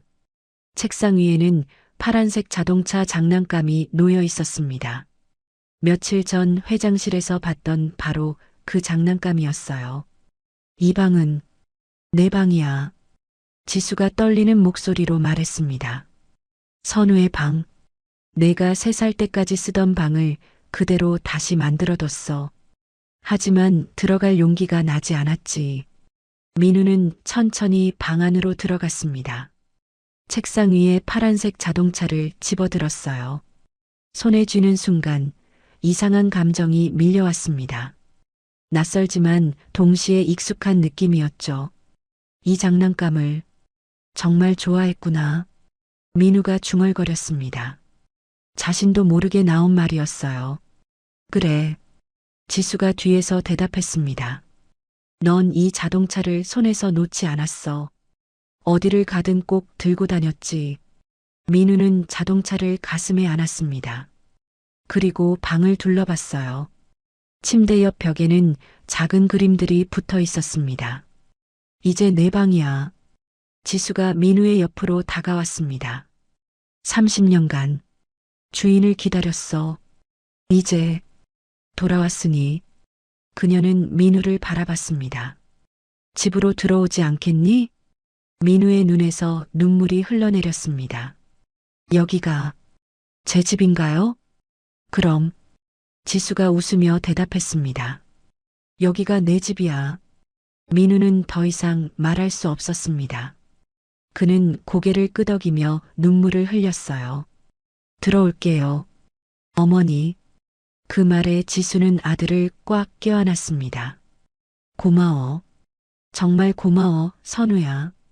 두 사람은 선우의 방에서 서로를 껴안고 울었습니다. 창밖으로 달빛이 비쳐 들어왔습니다. 30년간 비어있던 방에 드디어 주인이 돌아온 것이죠. 긴 겨울이 지나고 드디어 봄이 찾아온 것 같았어요. 지수와 민우, 아니 지수와 선우는 비로소 진정한 가족이 되었습니다. 30년의 공백을 채워나갈 시간이 이제 시작된 것이죠. 6달이 흘렀습니다. 지수의 집 서재에서 민우는 노트북 앞에 앉아 있었어요. 법무팀의 도움을 받아 자신의 진짜 이름인 김선우를 되찾기 위한 절차를 준비 중이었죠. 오정심의 편지와 DNA 검사 결과를 증거로 제출한 법원 심리가 일주일 후로 잡혀 있었습니다. 선우야, 아직도 일하니? 지수가 서재 문을 열고 들어왔습니다. 손에는 따뜻한 차 한 잔이 들려 있었죠. 네, 거의 다 끝났어요. 민우가 미소 지으며 차를 받아들었습니다. 이제는 어머니라는 호칭도 함께 사는 일상도 자연스러워졌어요. 무리하지 마. 법원 심판은 걱정 안 해도 될 거야. 알아요. 그런데 민우는 잠시 망설이다 말했습니다. 제가 준비한 게 하나 더 있어요. 어머니께 보여드리고 싶은데. 뭔데? 지수가 궁금한 표정으로 물었습니다. 민우는 책상 서랍에서 두툼한 파일을 꺼냈어요. 표지에는 현장 근로자 복지혁신안이라고 적혀 있었죠. 이게 뭐니? 밤새 작업한 기획안이에요. 민우가 파일을 지수에게 건넸습니다. 제가 회사에서 하고 싶은 일이 생겼어요. 지수는 파일을 펼쳐들었습니다. 첫 페이지부터 꼼꼼하게 정리된 내용들이 눈에 들어왔죠. 현장 근로자 이동식 쉼터 확대 방안, AI 기반 위험 감지 시스템 도입, 근로자 복지 향상 프로그램. 이걸 내가 다 만들었니? 지수가 놀란 표정으로 물었습니다. 네. 제가 현장에서 직접 일해봤잖아요. 그분들이 얼마나 힘든지 알아요. 민우의 목소리에 열정이 담겨 있었습니다. 어머니, 저는 회장 아들이라는 이유로 특별 대우를 받고 싶지 않아요. 제 능력으로 회사에 기여하고 싶어요. 지수는 아들을 바라봤습니다. 그의 눈빛이 진지했죠. 민우가 파일을 가리키며 말했습니다. 현장 근로자들을 위한 복지 시스템을 제가 처음부터 다시 만들고 싶어요. 제가 가장 잘할 수 있는 일이자 꼭 해야만 하는 일이라고 생각해요. 지수는 파일을 천천히 읽어 내려갔습니다. 구체적인 계획과 예산안, 기대 효과까지 모두 상세하게 정리되어 있었어요. 좋아. 지수가 파일을 덮으며 말했습니다. 내 뜻대로 해보렴. 엄마가 전폭적으로 지원할게. 정말요? 민우의 얼굴이 환해졌습니다. 그럼. 하지만 쉽지 않을 거야. 일부 임원들은 예산 문제를 들어 반대할 테니까. 설득할 자신 있어요. 민우가 당당하게 대답했습니다. 지수는 아들의 어깨를 다독였죠. 든든하구나, 우리 아들. 1년 후, 지수건설 본사 대회의실, 이사회가 열리고 있었습니다. 다음은 안전복지혁신팀의 김선우 팀장님께서 발표하시겠습니다. 사회자의 안내에 선우가 자리에서 일어났습니다. 정장을 단정히 차려입은 그는 당당한 모습이었어요.